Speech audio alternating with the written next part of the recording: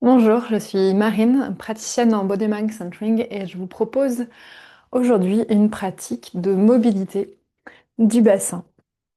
Donc pour ce faire, je vous invite à être debout, peut-être avec un mur à proximité sur lequel vous allez vous appuyer. Je vais beaucoup vous tourner le dos pendant cette séance, ce qui veut dire que vous n'avez pas, enfin, vous pouvez me regarder, mais vous pouvez aussi faire simplement selon les indications de ma voix pour être vous aussi face au mur et pas forcément face à votre ordinateur ou votre téléphone. Bonne pratique à vous. Donc voilà, je me mets face au mur, je pose mes mains sur le mur, avec la paume des mains contre le mur, à hauteur des épaules, peut-être un petit peu plus large que les épaules. Et pareil pour mes pieds, je vais les écarter d'une largeur un peu plus grande que celle de mon bassin. Je vais fléchir un peu les genoux et je vais emmener mon bassin à droite et à gauche, dans un mouvement qui reste confortable. J'essaye juste d'être précise sur le fait de faire pour l'instant des mouvements droite-gauche, des mouvements latéraux.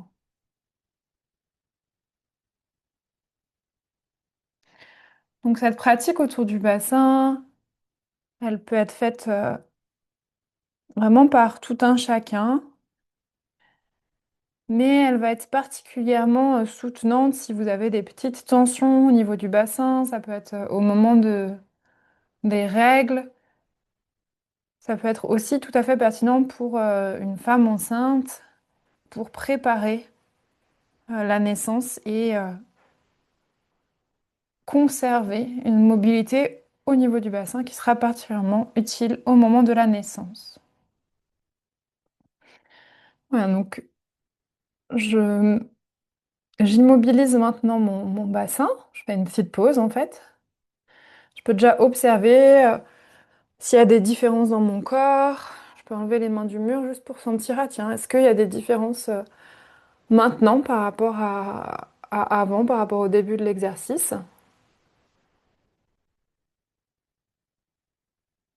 Et puis à nouveau, je peux mettre mes mains sur le mur et cette fois-ci, je vais faire des mouvements vers l'avant.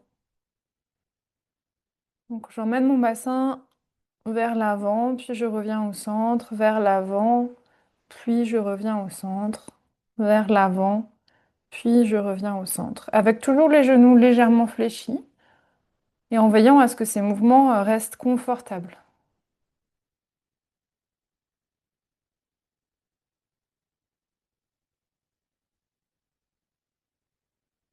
Et puis maintenant, je vais emmener mon bassin vers l'arrière. Et je le remets au centre, mon bassin vers l'arrière. Et je le remets au centre, mon bassin vers l'arrière et je le repositionne au centre.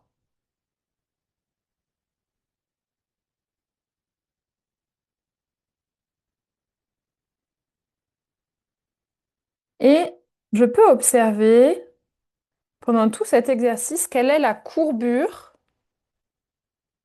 qu'il y a au niveau du bas de mon dos, hein, ce qu'on appelle la courbure lombaire. Spontanément, comment est-ce qu'elle est quand je fais cet exercice sans y avoir particulièrement réfléchi, comment c'était dans le bas de mon dos.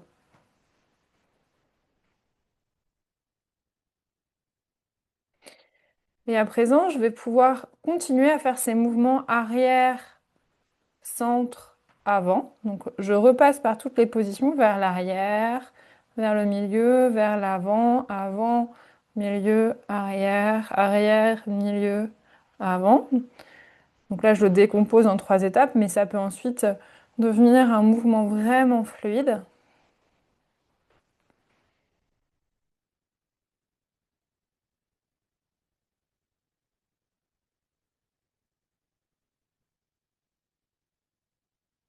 Et puis, je peux observer ce qui se passe aussi au niveau du bas de mon dos. Et peut-être faire varier aussi cette courbure au niveau de la zone lombaire. Peut-être parfois creuser la courbure lombaire et faire ce mouvement en ayant ici une courbure lombaire qui est accentuée, hein, qui est plus creusée.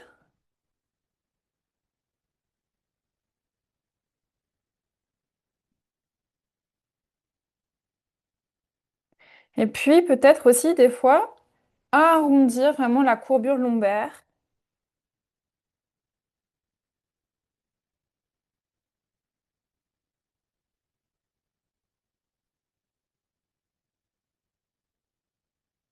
Prendre conscience de ces deux mouvements, le bassin avant-arrière et aussi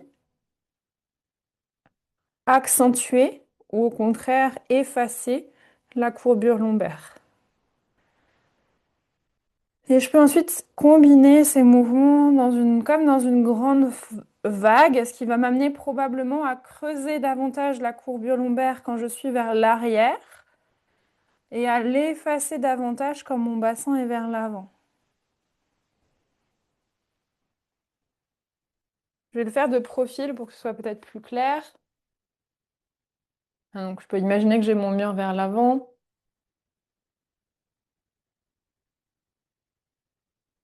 Donc là, quand mon bassin est vers l'arrière, j'ai aussi une courbure lombaire qui va être accentuée.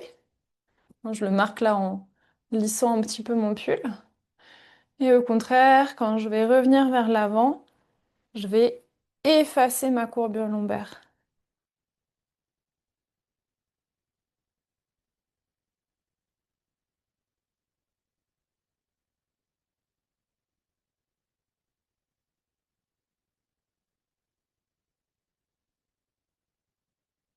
Et pour varier, je peux à nouveau faire des mouvements droite-gauche.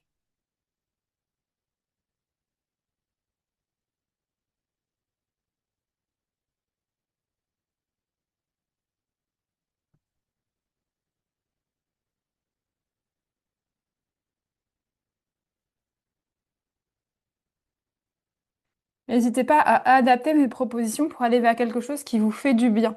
Peut-être que c'est pas tout à fait ce que je décris, ce qui vous fait du bien. Alors n'hésitez pas à transformer le mouvement pour aller vers peut-être un étirement qui vous fait du bien.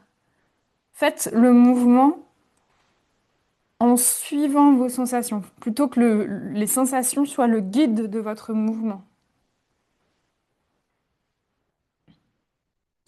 Voilà, et la dernière proposition, on a fait donc les mouvements droite-gauche, les mouvements avant-arrière. Et la dernière proposition, ça va être de faire des cercles avec votre bassin. Là, des cercles dans un premier sens, des cercles dans l'autre sens.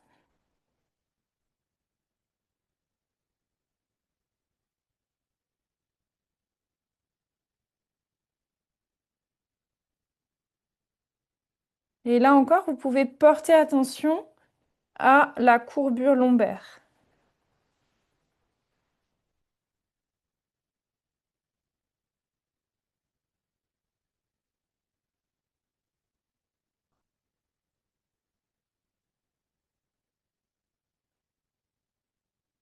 Quand est-ce que vous avez envie de la creuser, de l'accentuer ou au contraire de l'effacer? Veillez bien à ce que ce soit des mouvements qui soient le maximum au niveau du bassin, d'accord? Bien sûr, ça entraîne la colonne, des mouvements dans les genoux, les chevilles, mais notre focus est vraiment au niveau du bassin.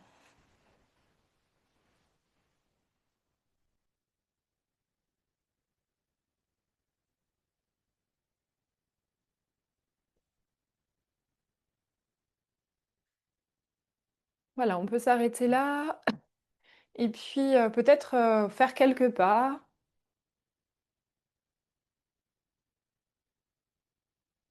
Observez qu'est-ce qui change dans la marche par rapport à vos habitudes, par rapport à ce que vous connaissez de votre corps. Peut-être étirer un peu les bras vers le haut, vers les côtés, puisqu'on les a peu mobilisés dans cet exercice, enfin, mis à part d'être en appui contre le mur, ce qui peut déjà être un bon engagement musculaire. Mais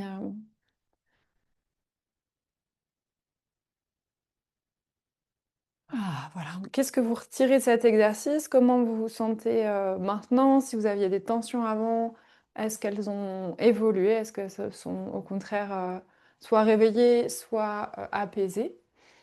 Et puis voyez, est-ce que vous avez envie de refaire ultérieurement cet exercice?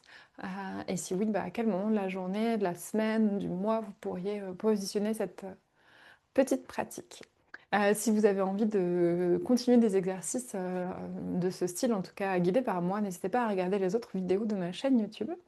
Vous pouvez aussi prendre rendez-vous en séance individuelle ou venir à un des stages que je donne à Lyon. À bientôt, au revoir.